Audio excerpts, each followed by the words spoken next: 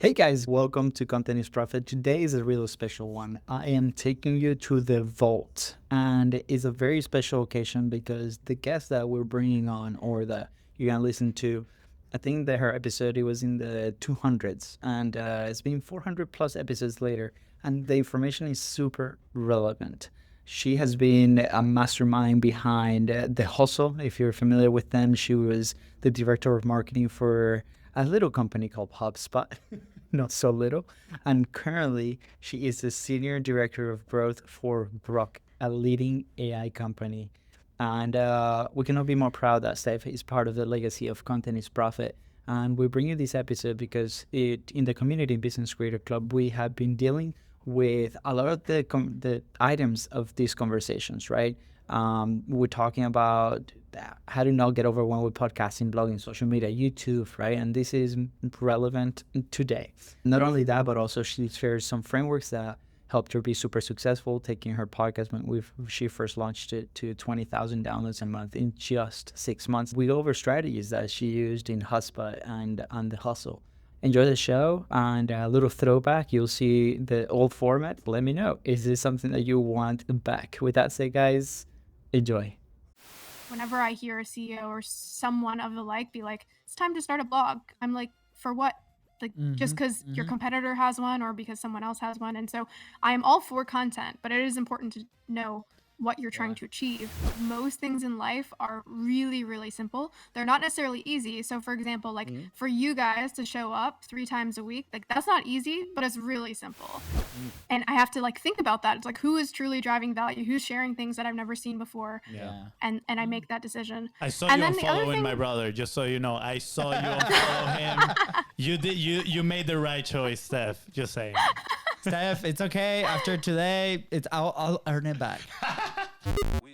Hey, I'm Luis. And I'm Luis, And you're listening to the Content is Profit podcast. where we talk about entrepreneurship, mindset, and of course, how to turn your content into profit. That's right, but most importantly, where we are here to have fun with you, baby. Let's go. That was not smooth enough, but it doesn't matter because you can go to contentsprofit.com and join the family.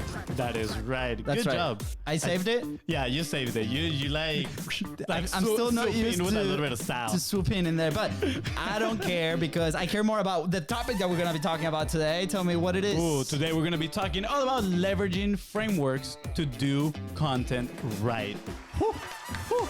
I gotta say, You wanna know what- I definitely leverage today's guest headline in their website to build our own headline. So You want to know when I read this title, I peed a little of excitement. what? I got so excited. You know what? What word was it? What? Frameworks. I know. I knew. We talked about this morning. I knew you were with the gonna be team. very excited about the frameworks. I know, I know. I'm gonna assume the reference is because you are potty training your kid right now. Absolutely. Every time That's he why- gets okay, excited, cool. there's an accident. So that's exactly what happened. FONZI, who's our sponsor today? Good question, good sir. Today's sponsor is your own, the BIZBROS. Let's go. Yes, we sponsor our own podcast with content momentum. And you might be asking yourself, what is content momentum? Well, if you produce a long form piece of content just like this one that you're listening to or watching, and you need a fractional content team so you can get daily consistent content, guess what? We are here to help you out. So slide in the DMs at BIZBROSCO on Facebook, on Instagram. That's right. If you're enjoying this show, make sure to follow it in your favorite podcasting platform because every Tuesday, Thursdays, and Saturday, these episodes are dropping right on your phone with incredible value to get momentum in your business and in your life. That is right. And if today's guests help you move one step forward and closer towards your goal, please don't forget to share this episode and leave a 5-star review. We are back. I should just say and subscribe. Jonathan, last Follow, episode. follow. told us- follow. Come There we on, go. man. Yeah, Get that's it right. I get it right. Okay, good. Is it drilled in there? Get it right, get it tight. Sounds There we good. go. We are back with another epic week, and today we have one of the best up-and-coming growth marketers out there. She is a productivity machine. That is right. Today's guest has worked for some incredible companies like The Hustle and now HubSpot while being location independent for 6 plus years and traveling to over 50 countries. And she did all that while also writing her first book, which made over $100,000 in its first year, building projects that got her #1 on Product Hunt. And if that's not enough, guys, she is also started a podcast and scaled it to 20,000 downloads in 6 months. You can tell I'm the one that writes this intro. Oh boy. You can tell she knows content. Please welcome Director of Marketing at HubSpot, co-host of the Shit You Don't Learn in School podcast, the one and only Steph Smith. You guys are the best. Best intro I've ever had. Yeah, thank you. Mission accomplished. We can end the podcast now. Yes. No, I'm kidding. Steph, we're so excited to have you here. Like I was, telling you behind the scenes, I actually reached out to you a while back, and I was like, man, she's awesome. She's like behind the hustle and trends. I'm an avid consumer of trends, and I was like, she seems so amazing. Like she has so many insights, and she really knows what she's doing. And that actually didn't go through, but everything happens for a reason. And today is the right day to have you here on the show, Steph. So thank you so much for being here. It's a total honor. Thanks for having me. You guys got me all stoked for this episode. You guys, all that intro music is so fun. And yeah, I'm really excited. We like to party with Venezuelan. So we're like, if we're going to do this, funny story, quick story. Like before we dive into yours, when we first started our podcasting adventure, we had this show called BIZBROS. And this thing was like done at 10 p.m. at night, trying to debrief a challenge that we were doing at the time with beer. And 2 DSLR cameras trying to find that perfection. And, it did not come out, right? Lots of friction, no music in the background. We're not having fun. It was all stressful. And then those episodes have not seen the light of day. So the day we decided to do this again, we're like, we're going to have fun and it's going to be us. And this is why the colors are there, because all the set that you see and the music. So thank you so much for acknowledging that. It's so important for a creator to create that environment. So I really, really appreciate. Where are the beers, though? You missed the beers. That is the right question to ask. There we go. Well, part two. We'll ship you a 6-pack, and then we'll over here and we can have that part 2 with some beer. Yeah. Steph, but before we go there, we would love not just for us, right? We know a little bit of who you are, of course, a little bit of your journey, but for those that don't know who Steph is, right? Who are you? Where did you come from, right? All this amazingness on frameworks, on content, what you build with the hustle and trends, and now HubSpot, right? Like, where did it all come from? Yeah, so I'm Steph. For anyone listening, I'm from Canada originally. As you mentioned, I've been location independent mostly for the last 6 or so years. Now I'm mostly based in California, just while we sit through this pandemic. But I never really know how to intro myself, partially because I'm all over the place. So a lot of people have gone down one pretty linear path for many years. I started my career, I did chemical engineering in school, and then I graduated. I went into business consulting. After that, I got hired as a growth marketer for a tech company. After that, I got hired as an analyst for trends. After that, I was a product manager for trends. Oh, and there's the train that always comes every podcast that I do. And then now I work for HubSpot. We were acquired. And after leading trends, now I'm building a really exciting project, a creator program. And so, yeah, it's kind of all over the place. And then alongside all of that, I guess more official stuff, I taught myself to code a couple years ago. I have my own podcast, like you guys mentioned, the shit you don't learn in school. I wrote a book, created a course. And so, yeah, I never really know how to intro myself because it's quite frankly all over the place.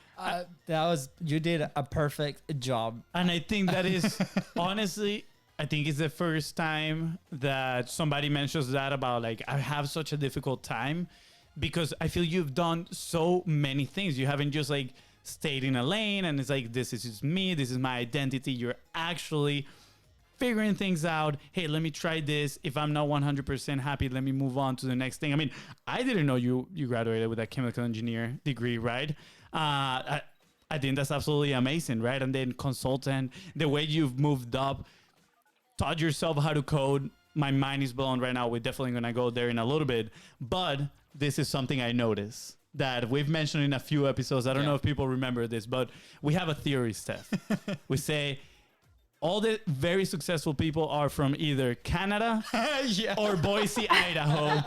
And you just proved that theory right. You are from Canada, super successful. We're trying to put the chip in from Venezuela out there somewhere. Like we're trying, we're doing our best. Yeah. Steph, like obviously, you know, I identify a little bit with what you just shared about the different things, right? And, you know, our identity until like 18, 19 was soccer. Like that was our life, playing soccer. That's the reason we're in the States, that we got here, we got opportunity. That's our like previous life. When that ended, there was a shift of like, I guess, identity, or trying to find a new identity, or like, yeah, and we were lost for the longest time. And I think we're still in that journey of trying to find what drives you to find these opportunities and kind of pursue and like just, I mean, you taught yourself how to code. That's so impressive to me. Like I don't know if I'm ready to start like that journey, right? I should, maybe, who knows? But like, what drives you and what motivates you to chase that and actually build something, right? Because you build something for each of the things that you mentioned. Yeah, I think to first touch on this idea of identity, it's so important because I too have crafted various identities throughout my life, whether it's a marketer or whether it's a woman in tech or whether it's a chemical engineer, and you invest in that. And the more you invest in that, there are positives, but there are also a lot of negatives with associating your identity so heavily into something, because it's basically like a sunk cost if you think about it, right? Yep. So if people are familiar with sunk costs, it's like, okay, I bought something and now I feel the need to use it all the time because I invested in this and I can't get my money back, even if it's not driving me any benefit. Well, the same thing happens with your identity, right? So if I say I'm a chemical engineer and I invested 4 years into my degree and I feel great about that, but I no longer want to go that route and it's no longer serving me, the sunk cost element would be like, well, I'm going to still go down that path anyway, right? I'm going to still trek up that mountain, even though I know I don't want to reach the top of that mountain. And so the reason I'm mentioning this is it's really important to, as Paul Graham says, he's an essay on this, is to keep your identity small, because in most cases, what your identity is basically doing is just driving you down these sunk costs, right? It's driving you to make decisions based on the past and not what you really want to do today or in the future. And so I guess that has been like a foundational shift for me once I realized that if I keep my identity small, then it opens me up to all of these possibilities. I mean, you hear people saying all the time, like, oh, I can't learn to code because I'm an artist or something like that. And it's like, no, that's your identity talking, and you can learn to code just like everyone, you know, the millions of people who have learned to code before you. And so when it comes to like creating these projects, I think that's what drives me, is where I realize, like, if all these other people can do it, like, why should I restrict myself in being able to do these things? If I recognize that like I'm just as capable as these other people and I'm not putting myself into this like arbitrary box, then it's like, why not? Anytime like something gets me intellectually curious, then I think that's the reason I'm more willing to pursue it, is because I haven't put myself in that box like many other people have. Yeah, absolutely. This topic of identity has come up actually a few times in the last few episodes that we've done. We had somebody, Katie Richardson. She's really big in identity and kind of like helping entrepreneurs navigate through that. And I actually recently did, at the beginning of the year, a challenge on identity. And something that really caught my attention that I never saw it this way is that, you know, your identity becomes your human nature. So anything that you decide to do that is outside of that identity creates resistance and friction, and your identity works as a magnet to bring everything back down to that place, right? To that flat line, if you want to call it that way. So like you mentioned, if I see myself just as the artist, right? And I am telling myself, okay, I want to try to code, it's going to be so difficult for me, because inside my mind is just going to be saying, why are you trying this when you should be, I don't know, drawing or doing X, Y, and Z? Immediate friction is going to happen. And it's crazy. And I want, you know, the person listening right now to do this exercise. I think this is the easiest way I could have felt it.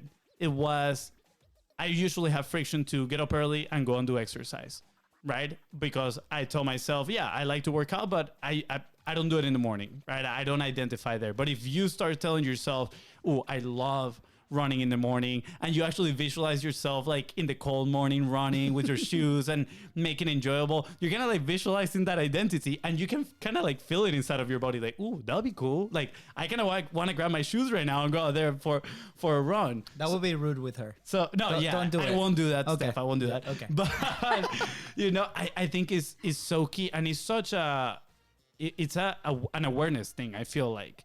And I'm curious, when were you became aware of these things, right? When you became aware of, okay, I need to perceive myself differently and let go of that sunk cost, which I'm sure it wasn't easy. Yeah, I think it was through a couple realizations, which weren't all intentional. But to give you one example, like I remember being in consulting and spending a year there and looking ahead at my trajectory, which was to become like a partner in 5 years or something like that at that firm. And I was like, okay, I know what it would take to get there. I'm not so much against this, but like, what else is out there, and why is no one else considering it? Why are all these like people sitting around me like so willing to put in 5 years into something that I don't even know if they want, and I kind of certainly realize I don't want. And basically what I did is I just like took the leap. I left and joined like a fully remote company, a tech company that had a way less certain path.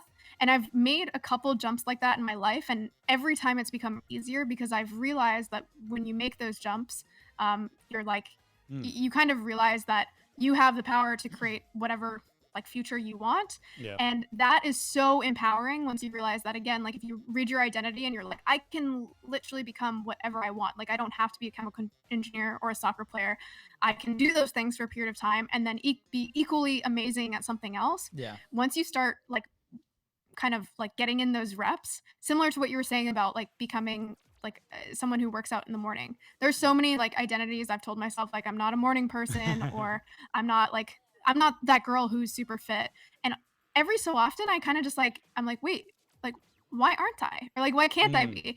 There's like, it's like super tropey, but a lot of people look at life and they're like, you know, like, why would I do that? Or I couldn't do that, or something along those lines. And it's, I think the like very simple way that you can look at life that completely transforms your ability to like make some of these decisions is just like, why not me? A lot of people look at life like, why me? Like, why would I be the one to win this award? Or why would I be the one to write like a best-selling book? Or why would I be the one to, you know, quit my job and travel the world? Like, why me? But, you know, you can flip that to very simple phrasing, which would just be like, why not me? And if you start looking at the world that way, again, it's, you know, it's so corny, but if you really look at the world that way, it completely changes your perspective and allows you to just be like, yeah, like, why not me? Like, why can't I be that person to like be the leader and make a decision that no one else is making? Yeah, I love it. This is so cool. Because we've gone through that, right? Like it was so hard at the beginning, and we're like, well, why not? We do a live show 3 times a week, right? Like, and it was like, people are like, oh, how are you gonna keep up with that, right? Well, 244 episodes later, here we are, and that created a ton of opportunity. So. I remember an interview that you did. I was listening earlier, and when you were, I think it was in Bali maybe, and you were looking online and all these things like how to be a remote worker or how to be like freedom of space or whatever, and there were all these paid things, and you were like, well, you guys were kind of making fun of that, and you're like, the only thing that you needed to make that decision and just buy the plane ticket, right? Like that's it. Yeah, exactly. And with that, you know, I was listening, I was laughing because that's true. Like the second we decided to do this, right, or the second that we decided to chase our business opportunities or whatever we're doing, right, it was the decision that marked the start. Now, after you make that decision, I'm very curious. Do you have, because you've done many things very successfully, and I'm sure there's many more to come. Do you have a framework that you follow? Since you're so big on frameworks, do you have a framework that you follow? Okay, this is the idea. This is the decision I made, and how are you gonna tackle that decision? Or is it just like as it comes? It's very organic. Like how do you then do the first 3 steps? Yes. So I think what's important is, yes, you have to have a plan. You can't just like, well, you can actually just stumble into it. You can just book a plane ticket. You can just like start a podcast and just start recording one day. But it's like, this isn't so much a framework, but defining what the hell success looks like to you is so key, because if not, you know, I know it's, again, very corny, but if you imagine each of these journeys is like a path up the mountain, if you don't even know like where you're trying to get up that mountain, like you're just going to wander around, you're going to stumble, you're going to go in the complete wrong direction. And so you do roughly need to know what you're trying to accomplish. Is it to make $5,000 a month so that you can live in Bali and get passive income? Is it that you want to hit X thousand downloads a month for your podcast because that unlocks certain ad dollars and XYZ? Like, what are you really trying to accomplish? And then set like an ambitious deadline. That's what a lot of people miss as well, is they're like, let me just like venture down this path, and eventually if I just keep going at it, it'll work. Like when I decided to go remote, I didn't just go and buy a plane ticket. I was working in my consulting job, and I basically said, like, what are the elements that I need? What would success look like to me? And for me at the time, it was I would be fully remote, right? So fully location independent, but it also meant I would get paid X dollars. And it also meant I was taking on a job that I would feel proud of, that I was not like sacrificing my like future career just to have like that freedom element.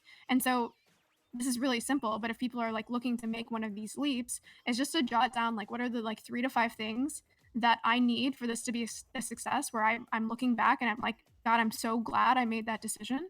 And then just ask yourself what it takes to hit those things and then make them happen. I know that's like overly simplistic, but a lot of people will either just like avoid thinking about it entirely and never make the leap. Yeah. Or they'll take the leap and then like a month out, they'll be like, oh shoot, I like moved to Bali and it didn't work out because like they just didn't think about what they were actually trying to achieve. Was it the freedom? Was it like passive income? Like what were they actually trying to change in their life instead of just like following someone else's decision? Yeah, absolutely. And you said it might be overly simplistic. Leonardo da Vinci said, simplicity is the ultimate sophistication. And I totally believe that, right? Like the more we try to grow our own business, I realize how many times we try to complicate things instead of like, it's pretty simple. Like probably the things that move the needle forward are pretty simple, and we're still trying to complicate it incredibly. Yeah. And it's the same with making these decisions, right? Something that I don't want people to miss is the fact that you decided to consciously take a look at, okay, what are the parameters, right? And that's tough word right there, right? But the parameters of why I like what would make this move a positive experience, instead of focusing on like, oh, what if I buy the ticket and then I have this problem and this problem and this problem? And I think that's where naturally most people's minds go, is to the problems, right? And if we put it in the context of business or content creation, right? It's like, okay, I got to start a podcast. Oh, well, but I don't have the equipment. How am I going to edit this? How am I going to do that? Right? Instead of, well, what if I want to do a podcast? I want to make sure, like my brother was saying, that we have a good time doing it, that is fun. We remove the friction. So guess what? Let's just go live to make sure it goes out there. And let's aim to do at least 10 episodes consistently. And then we can take the next decision whether we want to continue or not, right? And it's that way. It's very simple, as long as you know exactly what are those, I don't know if call it boundaries, that you want to have inside of, you know, your next experience. But I don't know, people do tend to complicate this thing a lot. Yeah. And the reason, totally do. Yeah. Oh, sorry, Steph. Go ahead. No, I was just going to say, I think most things in life are really, really simple. They're not necessarily easy. So for example, like for you guys to show up 3 times a week, like that's not easy, but it's really simple. For people to lose weight, it's really, it's simple for them to figure out. Sorry, I might mix them up, but it's simple. It's not easy for them to show up, right? So it's simple. If you knew you had to lose 10 pounds in the next month, you know what you have to do. It's not necessarily easy to do it, but you know what you have to do. And the same thing applies to life, to business, to marketing, like all of these things. It's actually really straightforward. All the information is there. You just need to be really clear about, like what you said, your boundary conditions, what you're really trying to achieve. And then you fill in the rest. And it's not always easy, but you know what you need to do. Yeah, absolutely. We my brother knows what he needs to do to lose 10 pounds. We gotta take the Oreos away from you. Man, it's girl. It's not easy, but it's simple, right? Yeah, man. And when they're there with the milk, oh, so good. And also, right now it's like Girl Scout cookie season too. So like, I woke up to like 3 like boxes in the kitchen. I'm like, yeah, those for me. And Katie's like, no.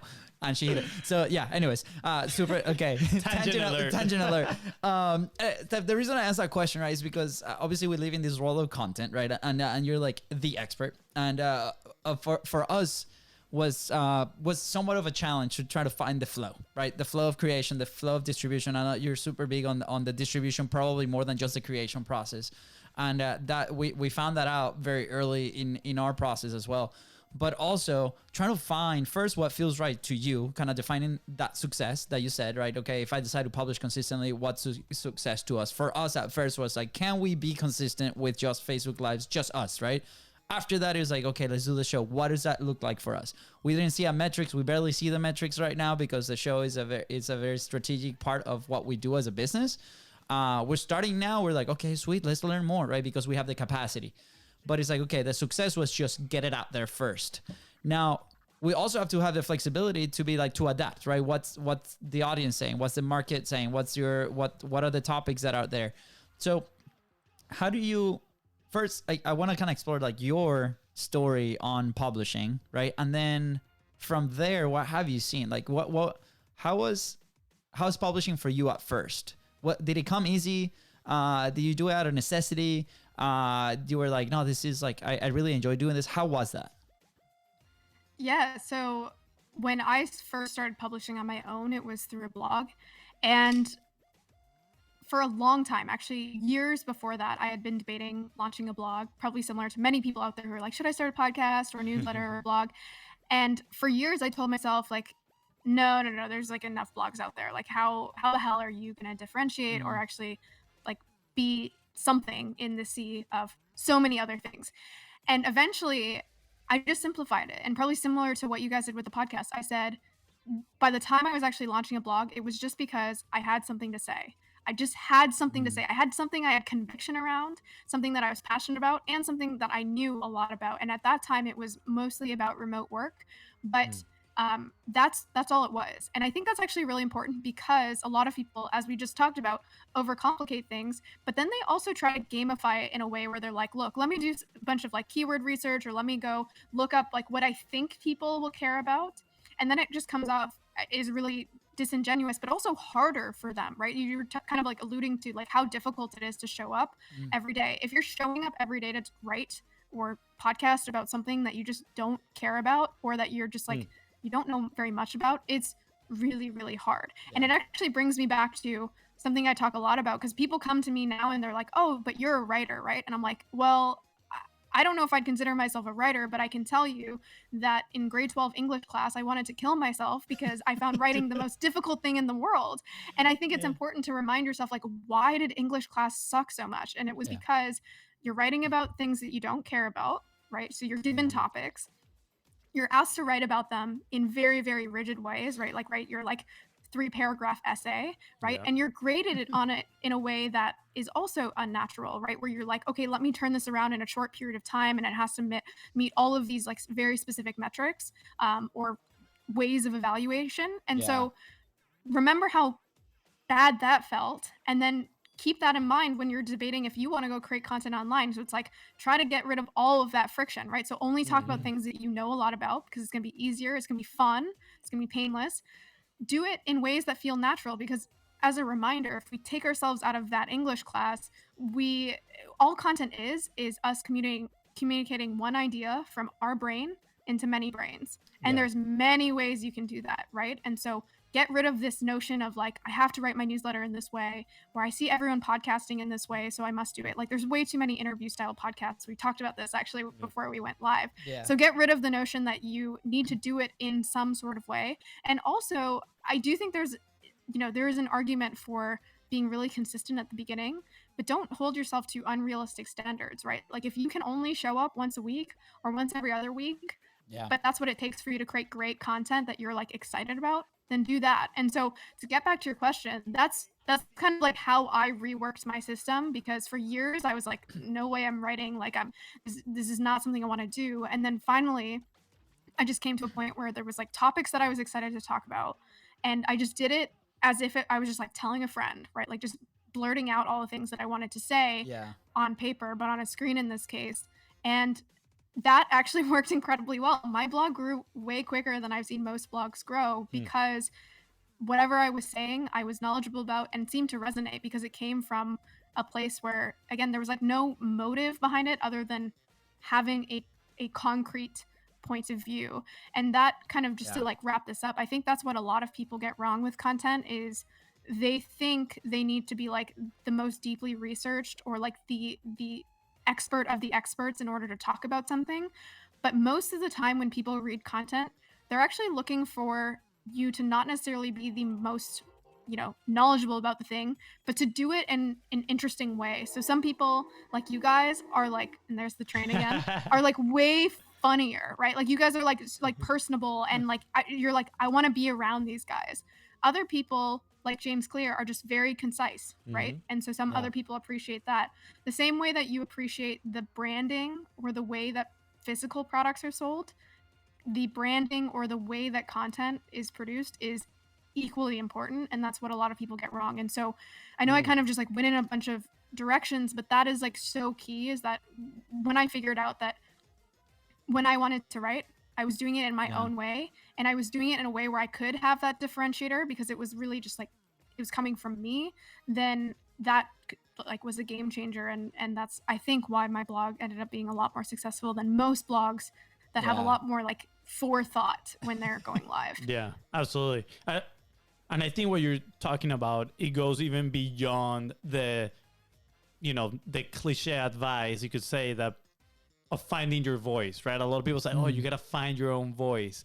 And I think, yes, that totally, you know, has a point in this side of the conversation. But at the same time, I feel like you're going beyond that, beyond just finding your own voice, is what is the stand that I can take in regards to a topic, right? Because when people are reading something at the same time, they're evaluating with all their previous knowledge, whether they agree or disagree, or if it's just blah, right? And I feel like most content falls in the category of being blah, right? And then people don't have any sorts of emotions toward it or don't want to share it. They're like, okay, next, let me look for the next piece of content. And first, I want to clarify, you don't need to be like a total crazy persona to resonate with somebody or to have a point of view, a clear point of view that makes a stand, right? I mean, Steph, right? I feel like your voice, how you present yourself is super clear, very data driven. I feel like I want to dig into the whole analysis and how you do research and all that stuff. But I think that attracts people. It's like, she is a well-educated person that knows what she's talking about. And you give this sense of, this is going to make no sense, but it's like online confidence. Like when I read your stuff, I'm like, she knows what she's talking about. Like this has to be true, right? And some other people you can tell like, oh, they're just making this thing up completely. For example, I think like our edge, like you mentioned, right? Like we try to make this fun and our personality. And we actually had a previous mentor that, again, we love him. We don't have anything against him.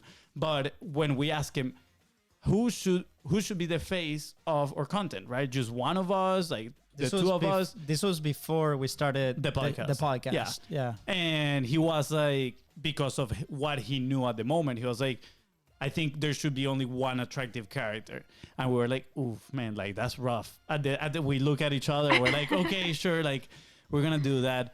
And then as we started debating the idea of publishing the podcast, we realized like, whatever, let's both go at it. We both have different opinions. Sometimes, you know, we get in discussions, we get, you know, a little bit of banter here and there.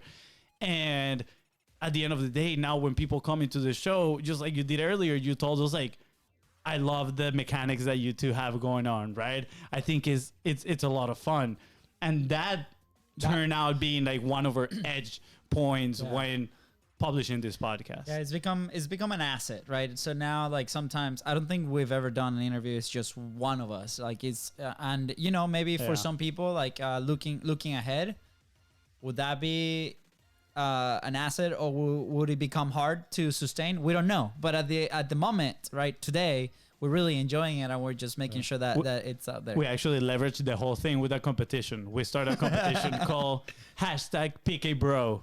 So Steph, be prepared. At the end of the podcast, we're gonna throw you under the bus. We're gonna be like, which one is the best bro? Yeah, That's so funny.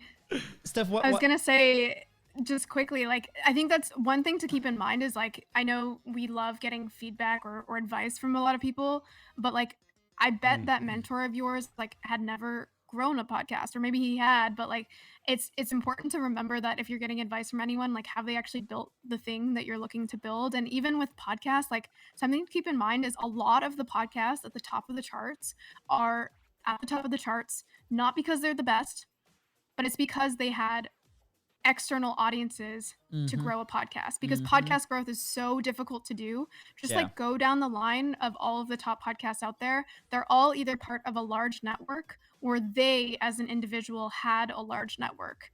And so I think we're seeing that change over time as like more people launch podcasts and like there's better growth mechanisms. But just keep that in mind that like I think a lot of people, especially if they haven't done it themselves, would look at the top charts and be like, oh, you have to do like an interview style individual podcast about business to hit the top of the charts. And it's like, no, that's not it. They're not at the top of the charts because that's the best format necessarily, but that's just those are the ones that have been around the longest and that had those external networks. Interesting. Thank you for bringing that up. I think like that's like the elephant in the room in so many of these conversations that people are not willing to talk about, right? That we'd never done a promotion like that, for example, like for our own show, because again, the objective was to be consistent and to connect and build the relationships.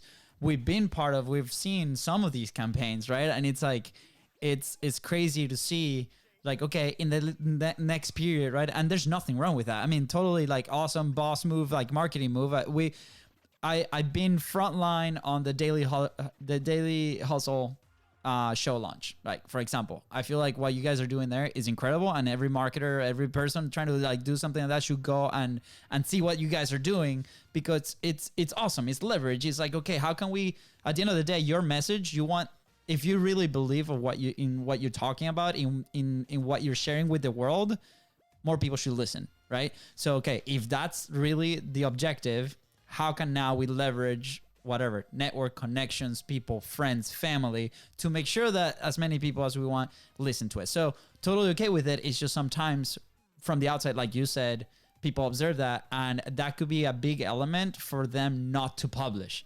And we don't want that to happen. We want you to publish, to put your message out there. Yeah. So now that we're like diving a little bit into podcasts, you have your own podcast, right?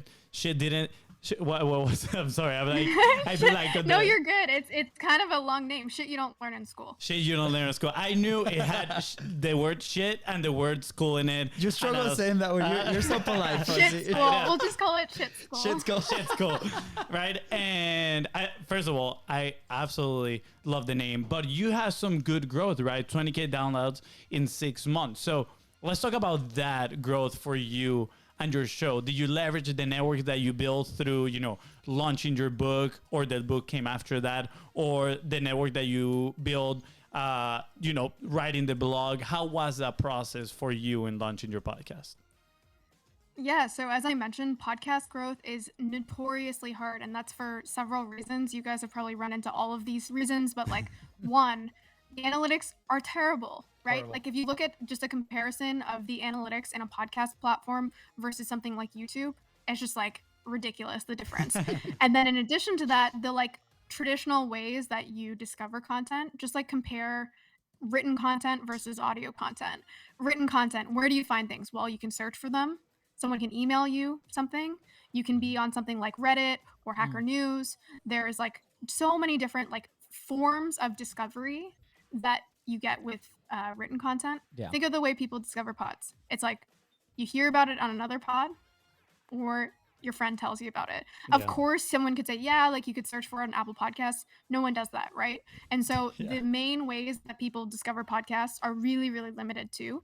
And so for those reasons, and I'm probably missing some others, it's so hard to grow a podcast, which is again why all of the podcasts that are at the top of the charts have these like networks that they're basically able to get their growth from. Absolutely. So understanding this, I was like, shit, well, how are we going to grow this pod? It's going to be hard, especially because another growth mechanism that a lot of people deploy is guests, right? So bring a guest on, they promote it. Our podcast doesn't have guests. It's me and my co-host talking back and forth about an idea. And so it's been hard, but I guess a couple things to call out. One of them is that a lot of the time when people share their podcast, they're sharing the entire episode. Think of the like friction it takes for someone to like see something and be like, I'm going to buy into this whole episode. And so that's why you've seen the like rise of all these audiograms. We use Descript, but lots of other tools like Headliner or Air, AIRR. I love that one. All of those tools. Yeah, I'm not affiliated with any of them, but those tools allow you to take snippets of them, post them on places like Twitter, which enhance your ability to almost like bite size, like to show people a part of something and make them interested. One little quick tip on that is if you do post those on Twitter, I've been like speeding mine up by somewhere between 30 to 50% because people get bored on Twitter so quickly. And so if you have it at that 1x slow speed, people are bored, they're scrolling by. And so that's worked really, really well. Wow. Awesome. Another quick tip on Twitter which is where my audience is. So I would say like people should apply this to, of course, wherever they have an audience. But on Twitter specifically, Twitter hates external links. And so what I've been doing is tweeting about something related to the podcast topic we're talking about, not including the podcast link. It's not a promotional thing. But then once it blows up, if it blows up, then, you've seen lots of people do this, I'm sure, then adding like, if you like this tweet, then, you'll love this episode. So an example of this is I tweeted this thing about the 40-hour work week that totally blew up. I think it, got over 10,000 likes on Twitter. And then I added that, the like appendage, that brought in like thousands of downloads to that episode because it was like directly related, but didn't feel overly promotional. And also Twitter didn't discount the original post because it had a link in it. Yeah. So those are a couple things to do. Another really unrelated one that I'll stop after this one is just anytime you see someone tweet. Keep spilling the secret. It's okay. Again, we don't have to go anywhere. We can just be here. One of the other underrated ones, which is not going to move the needle for you, but it will help you get traction early on, is just all the time if you're seeing people tweet about your podcast or even mention it or comment on it, DM them or email them or whatever platform you're on and just be like, hey, like saw that you talked about this thing. Any chance you could subscribe, leave a review, send it to a friend. Anytime I've done that one-on-one, people are like, oh yeah, of course. And that's, led us to like our first 50 reviews or whatever. Nice. And so those are a couple of things that have helped us. And then I would just, say that ultimately the best way to grow a podcast, unfortunately, still is being on other podcasts. So I was on My First Million. That really helped us. I think I'm joining Indie Hackers sometime next week. And so that's hopefully going to help. But like, it's unfortunate that there's not more dependable ways to grow a podcast other than using your existing networks. By the way, you just did like the quick guide to podcasting growth. Awesome. We'll co-build that and Quick question. I know the last chapter of your book is about growing podcasts. Are these tips in there? Can people go find them in your book? Yeah. So I actually had like a mini chapter, like a bunch of like 4 different videos and slides that I created a year ago. But that was actually before I had built my own. So I'd worked on other podcasts and like helped My First Million and stuff. And so there's actually like an upgrade coming to that, which is based on actually doing it myself and going from 0 to 20K. So yeah, that's probably going to go out in the next couple weeks. And so yeah, if people are interested and they're like, I want to get everything you just talked about, but way more about podcast growth, they can find it at doingcontentright.com. Yes, awesome. We're going to leave the links right below. All you got to do is scroll down and click in there. Yeah. Now, Fonzi, I know that you're dying to ask something. I'm like itching to ask a question. Yeah, hold on. I had one that came up as soon as you said podcasting is so hard to grow, right? So how do people justify podcasting, right? Because like I have an answer for us, like that's coming from us, but we were at this event this weekend with 12 CEOs, right? And the one part of the event is, and we were probably the most underqualified in that room. It's like a brainstorming session somebody stands in the middle of the room, they share one of their problems, and then everybody starts, helping them solve that issue. And here's the background on the group. There are people that they had a $7 million a year event company. The other one, 14 million. The other guy invested this 1 million in a machine that didn't work. And he was like, oh yeah, we just invested 1 million. So it's people that have been in this game for a while and they have resources, right? So one of the people that jumped on there to ask questions, their main product has to do with content, and one of those pieces is podcasting. And one of the feedback that came back to them was, how do I measure this? What's the ROI?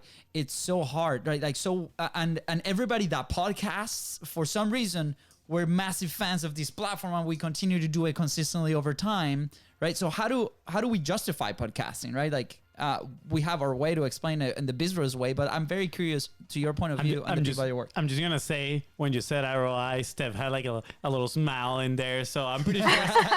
Anyone ROI data spreadsheets, Yeah, automatic like dopamine receptors firing. No, it's a great question, and I actually think a question that's not asked enough. This like, why should I podcast?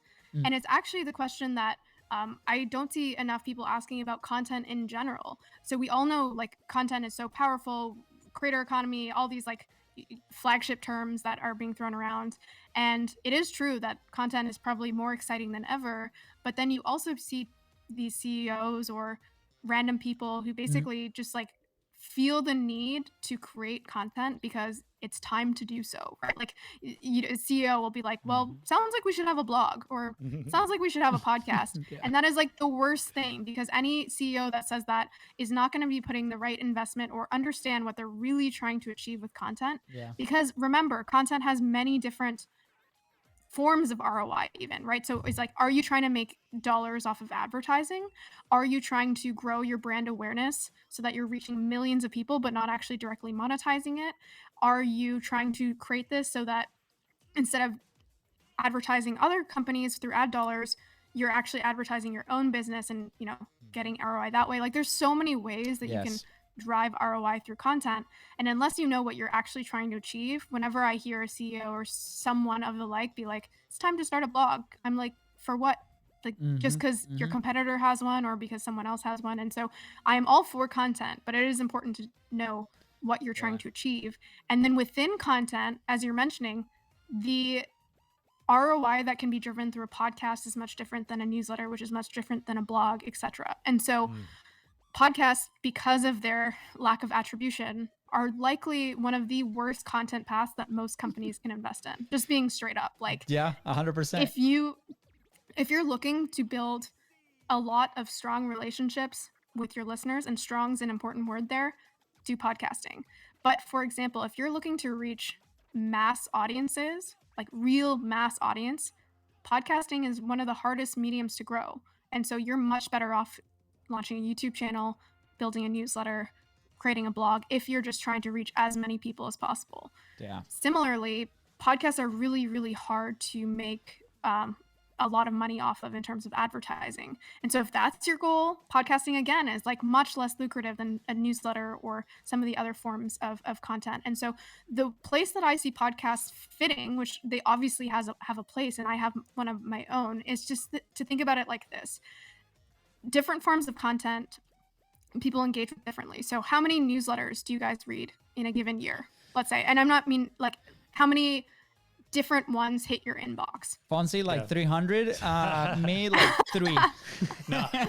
Okay. I've tried to limit it. I've tried to limit it at 5 at a time. So if there's a 6th one come in, one of those previous 5 has to get out. They have to go. That's great. That's great. So you guys are probably much better than the average person. I'm sure you guys have seen this, but most people, think of the number of newsletters they have hitting their inbox. It's probably like a dozen plus, right? Of ones that they read at some point. They're not going to read every article or every send from that person, but they're going to see quite a few, but not hundreds.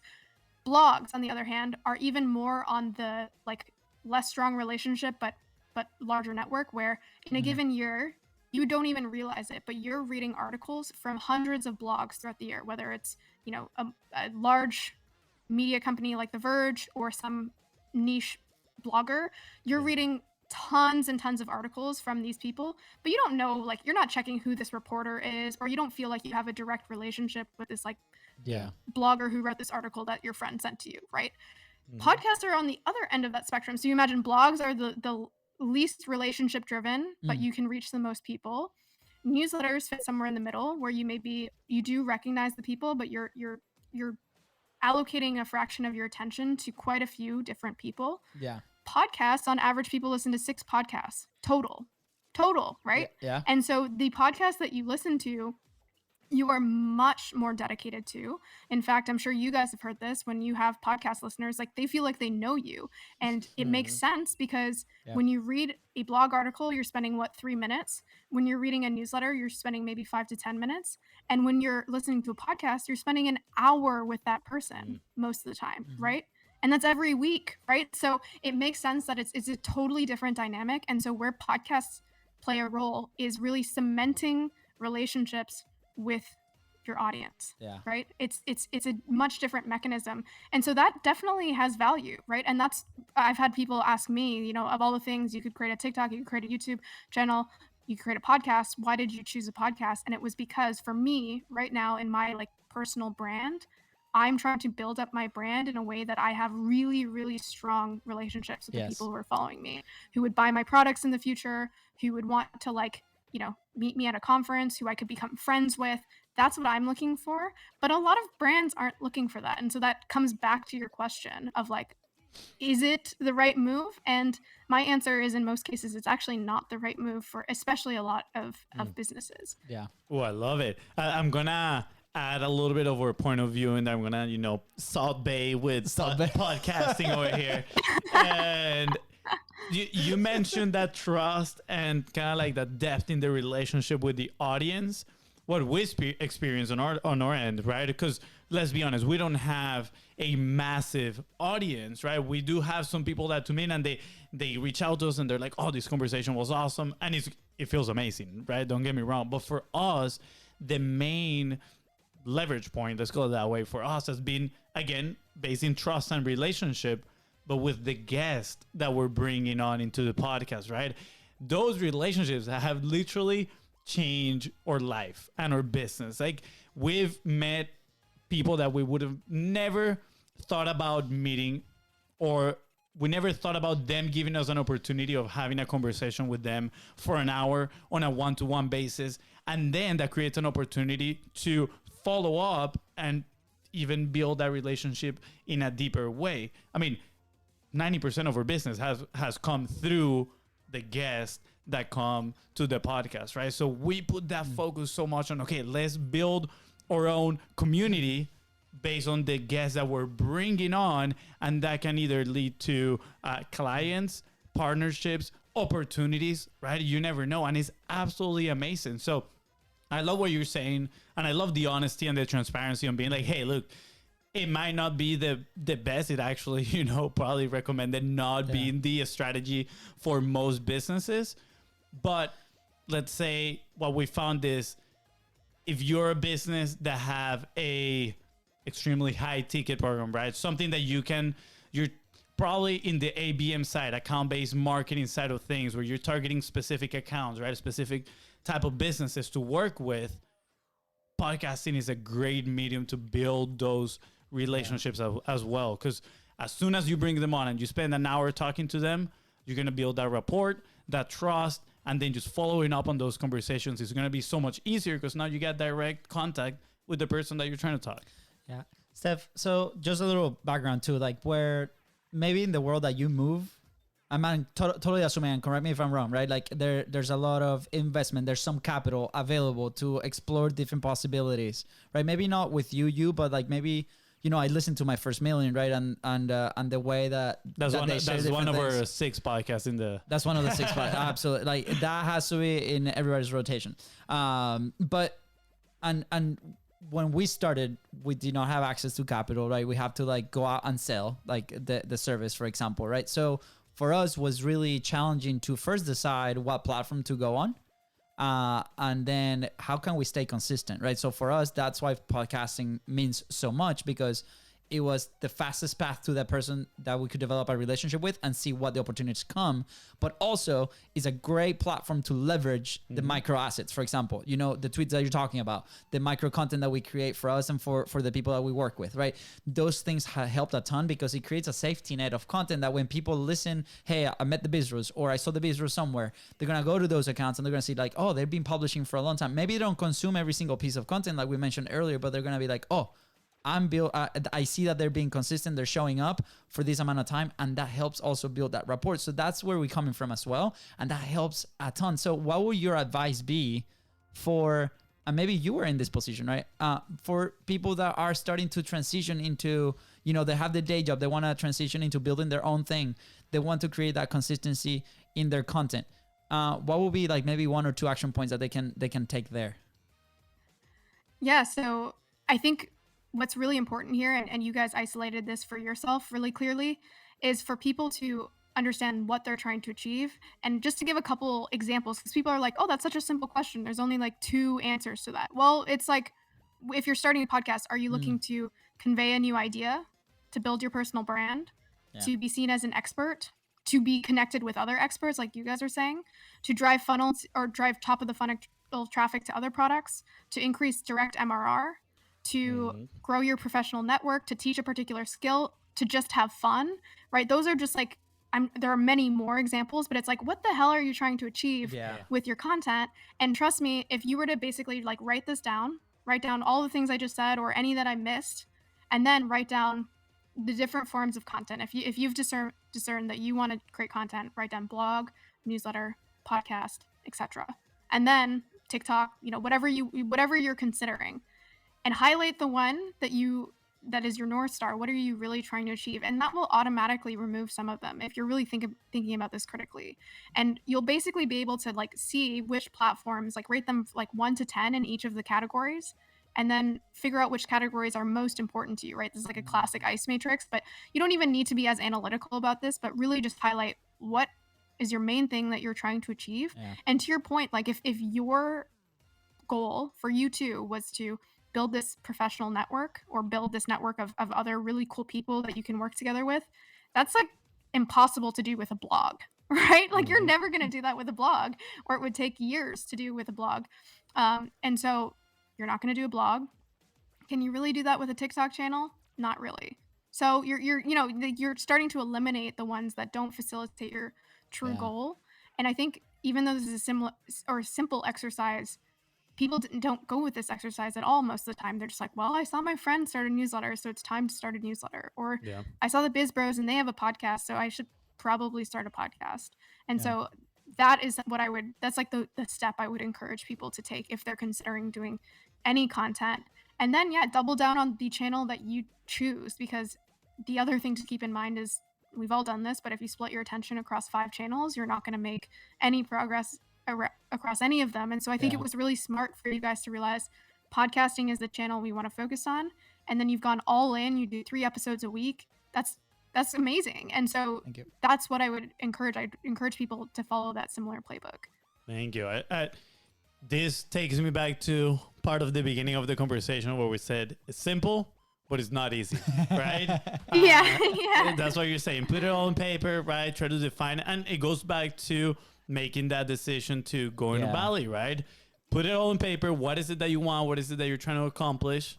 Well, what fits in there, right? And where is it that I'm going to go? And then just make the committed, make a committed decision or make a committed. Yeah. Wow, good job. That was a tough one. Yeah. Studio clap for that. I need to stay better hydrated while we do this episode. I've been trying to convince FONZI to go dance on TikTok, and he doesn't listen. So, I was trying to hoping, I was like putting you in private message him, like tell him TikTok. No, I'm kidding. After we dominate the podcasting world, we'll go dance on TikTok. I think you guys would do well on TikTok. Just boy. We have a conversation tomorrow that might come up.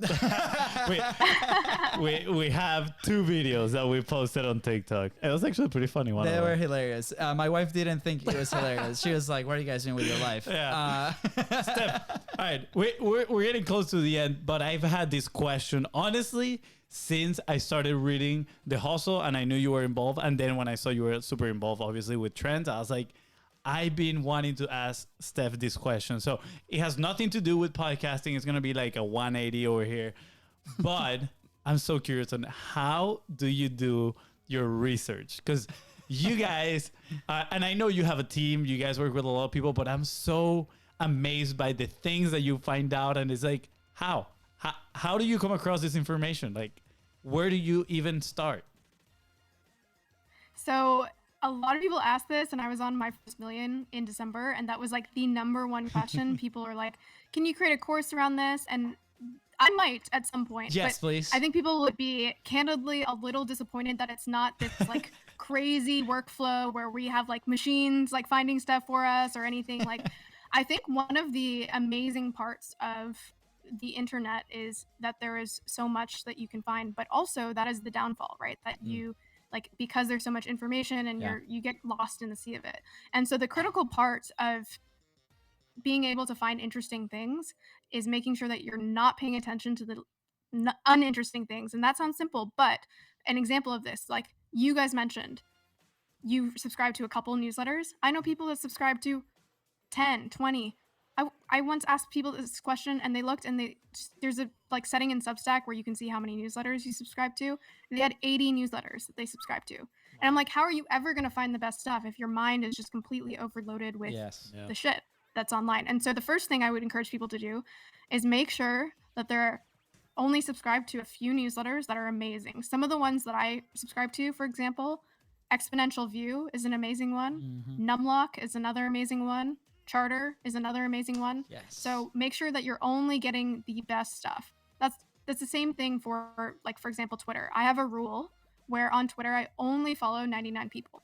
Now that's not to sound like this, like, you know, this person who's so cool and only follows this number of people, but because I used to follow more people and I realized that I was basically giving my attention up to this algorithm that like is going to surface whatever the hell it wants. And so now if I go to follow someone, I have to unfollow someone. And I have to like think about that. It's like, who is truly driving value? Who's sharing things that I've never seen before? And I make that decision. I saw and you then the other unfollowing thing, my brother, just so you know. I saw you unfollow him. You made the right choice, Steph. Just saying. Steph, it's okay. After today, I'll earn it back. By the way, I don't know if that's true, but I'm messing around. you just threw her under the bus, man. What are you doing? You don't do that to the guest. I'm sorry, Steph. Keep going with all no, the you're goodness. good. That was a great joke. So that's one thing to keep in mind. And then another thing is, like, I mean, we go down the rabbit hole of like tools that do this, but as an example, the other amazing thing about the state of the internet today is you have sites that aggregate the stuff that people find the most interesting. Here's what I mean by this. In the past, 10 years ago, 20 years ago, you got whatever you happened to find on the internet, whatever your friend sent you. Today, you can go on a site like subreddit stats. You can look at all of the top subreddits that exist on that site. And then within the subreddits, you can look at all of the top upvoted posts on a particular subreddit in a given time period, the last day, the last week, all time. So instead of you having to sift through all of, again, the junk that exists online, you have sites that allow you to do this, to basically see what is truly the most interesting. And so, again, I probably could create a course that maybe would be slightly more interesting than what I'm saying now, but it's all about, as people say, crafting your information diet and using some of these tools like subreddit stats that basically do the work for you, right? Where you don't have to go guess what people find interesting. You can just find out for yourself. I mean, another example of like these little hacks, like you can, if you guys know how to use like Twitter advanced search. So a lot of people don't know that, but you can, for example, go to someone that you find interesting, their profile. You can go and search like Steph Smith IO min likes 10,000 or something. And then you can see all of their tweets that have gotten over 10,000 likes in all of history. You can do that for 50,000. You can do it for less, right? And that can show you, what has resonated with people. And doesn't mean go copy their work. Certainly, if you end up using it, credit them. But there's also an element to, I think, what we've gotten really good at Trends is understanding what people find interesting. And so just by going through that exercise, go through your like 10 favorite Twitter follows, and then do that exercise and just see like what people like in terms of what they're creating, and that'll give you a sense of what people find interesting. Absolutely. Do you have like a time that you dedicate every day for research, time blocks, or no, you're like, as you go, you start pulling notes and putting them in your Evernote and all that? So there's a little bit of both. So I have like, for a lot of my emails, I like remind myself, instead of reading them at the time, I have a block on Sunday where I just like go through all of the like newsletters that I go through. But there is just an element of, a lot of people surf the web and then don't like take bits and pieces of what they're finding and put them in an Evernote or a Notion. And then they just forget everything, right? Because their brains aren't built to retain that much information. But there's also interesting tools. Like another tool that I encourage people to use is Keywords Everywhere. Not affiliated with any of these tools, but the amazing part of that is it's native to the browser. And so when you search something, like one time I searched hard kombucha, and I was just looking for hard kombucha because it's popular here in San Diego. But Keywords Everywhere has the search volume for each of these things, but also how that's trended over time. And that just pops up natively as you're searching, which is really neat because you get this information real time where I'm like, I wasn't even thinking that this was an interesting search. But as soon as I searched it and I saw that graph, I was like, oh, well, this is actually something that maybe is growing and maybe not as common as I thought. And then I searched it in Google Trends, and it's true. It's mostly in California and not in many other places. That's so awesome.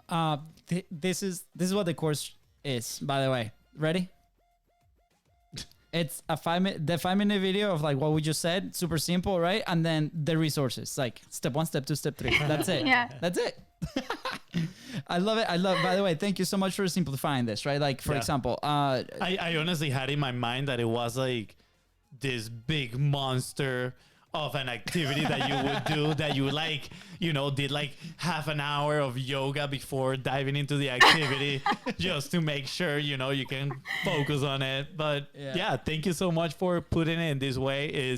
Honestly, it's pretty empowering. It's like, I personally feel like I do decent research on stuff, and I'm actually trying to build like my own settle casting and all that stuff. We can talk about all that another day, but I geek out around those stuff. But at the same time, I'm like, man, am I doing it the right? Like, I don't feel like I'm finding stuff that is, and maybe I'm just in my mind, tell myself like I'm not finding enough or that good of stuff, and I'm actually finding good stuff. But just hearing your process is kind of like empowering. Like, okay, I'm on the right path. You have information FOMO because you find information and then you're like, how many more hours should I stay here and try to find something else? Reading about this stuff. Thank you, Steph. You just saved us many hours. Well, what's funny about that is just many people, Trung, who also works at The Hustle, is like incredible at surfacing all types of stuff. And people have asked him the same thing. They're like, Trung, can you please do a research course? And he hasn't said this explicitly, but he's basically said like, you guys, I just spend a ridiculous amount of time online. Like I just spend way too much of my time on my computer. And I would say the same thing about myself. Like I spend a lot of time online. So it's only natural that I'm going to find some cool stuff if I spend most of my day online. And so I wouldn't encourage other people to do the same, but what I would encourage people to do is like craft that information diet. Okay, sorry. Last question about this. I promise I won't bother more about the research side of things. But I'm curious. Okay, you said that he spends a ridiculous amount of time online. Does he spend a ridiculously amount of time online with a purpose? Like I am doing research for X topic, or he's just literally online and then just pulling a bunch of stuff? That's a great question. So I can't necessarily speak for Trung, but I do know that I think most of his time is actually with a purpose. And that's actually a great point, is that I know tons of other people who spend, 12 hours a day online that don't find interesting things. But he writes for The Hustle. He also has a podcast of his own. And so he's out there creating things. And by the nature of creating things, I think you orient yourself to go down better rabbit holes because they're like meaningful rabbit holes. You'll be writing about, like Trung, for example, recently wrote about like Warren Buffett's incredible investment in Apple. And so just having an orientation, when he starts going down those paths, he ends up finding all types of other stuff, but at least he's got like a map versus I think to your point, you can be very unproductive if you have absolutely no map of what you're actually trying to find. Yeah, absolutely. I love it. I think, going back to the beginning of the interview too, or the conversation is, simplify, start doing it, make the decision. I'm going to start doing this. And as you continue to put the reps in, whether like that's publishing or doing the research, you're going to find frameworks on how you individually work, and then you can build your own system to collect either this research and then to like express it out to the world. So I think that's also for us has been massively like every episode we debrief and we're like almost every episode now we debrief and we're like what can change, what can move this process forward and so on. So I think as you execute the research, you're gonna be finding these tools, these sites, your own mind. You're gonna understand how you work and how you can turn that into this content. Now, Steph, last question of the show. The train is calling your name again. We got I was gonna say we got the horn. we got the train 3 times in the show. Look at that. The train wants to make an you guys appearance. are lucky. Normally it's only once. Steph, you have to send us a picture of the train. So like that will be the cover for the thumbnail of the episode. Content is Profit featuring Steph Smith and the train. I was gonna say we had 2 guests today, Steph and the train. Absolutely, a 2v2 over here. All right, Steph, where will you be if you did not publish? Where would I be, as in like professionally or? Yeah, I could. I mean, you can take both if you want to share. Yeah, I could take. You can take it however you want. So yeah, if I wasn't focused on content, I was actually thinking about this recently because I never thought I would be what people might consider a content creator. Like that was never my goal. As I mentioned, I stumbled into it because I had something to say, and so. Emotionally, I think I would actually like struggle to stop posting because I've gotten so used to being able to express myself in this way. It's almost like an outlet for me to share the things that I find uniquely interesting and like engage with people in that way. But I think professionally, if I wasn't working in like marketing per se, I do actually want to move back to science at some point.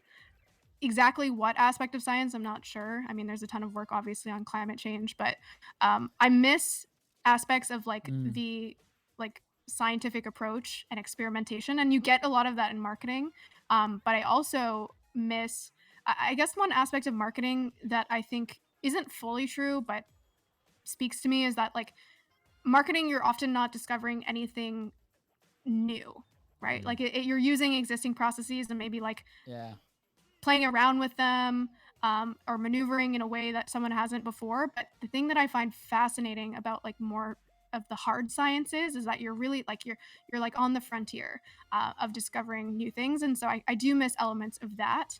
But I also, like I said, I think there are a lot more parallels between marketing and something like biology or chemistry than people think. So yeah, if I wasn't podcasting or tweeting, I would probably be doing that. Yeah, that's so cool. interesting. Yeah, thank you for sharing. Very unique. I think we've heard one like that before. We love this question. So, Steph, where can people connect with you? Where can people, see your content, your blog, your everything? And obviously, we're going to put all the links right below. But for those listening. Yeah, so my site is stephsmith.io. So that has all of the links. The most prominent ones are Twitter. I'm on Twitter at stephsmith.io because of my site. And then my podcast is The Shit You Don't Learn in School. You can also find it at listenandlearn.co. And then my book, which we mentioned, is Doing Content Right. You can find it at doingcontentright.com. And yeah, I think that's it. All right. Yes. We're going to put all those links at the bottom, so make sure you scroll down, tap them all, open all the links, buy everything, sign up on everything, support. Yes. Steph, I think today I'm going to have to remove one of the newsletters that I follow, and I'm going to add you to my 5 newsletters that I read on a consistent basis. Do you, I got to ask, do you have a newsletter that you send consistently? I was going to say, I haven't sent it for a very long time. I'm talking like over a year. So I'll let you know when it relaunches, if it ever does. Yeah. But next time we're going to have to do this again and bring some beers. And hopefully by then I'll have a new newsletter. Let's go. That sounds amazing. Content is Profit is always your home. So yes, we're gonna do that. Steph, anything else you want to add before we head out? No, just hopefully next time the train won't be so noisy. It's all good. That was so good. Next time we'll include the train, and we'll do like a whole hook with the train and everything. We'll figure train out. needs a formal invite. Yeah. Yes, we'll do that. And at the train. FONZI, anything else you want to add? No, thank you so much for coming, Steph. This was absolutely amazing. And I can't wait to share the surprise. That's coming. It's coming. All right. With that said, guys, thank you so much for tuning into the Content is Profit podcast. Go ahead and follow the show, and or social media at BIZBROS. Go. I got it. That I is got right. it. And if Steph today helped you move one step closer towards your goal, please don't forget to share this episode and follow and leave a 5-star review. See ya. Bye, guys.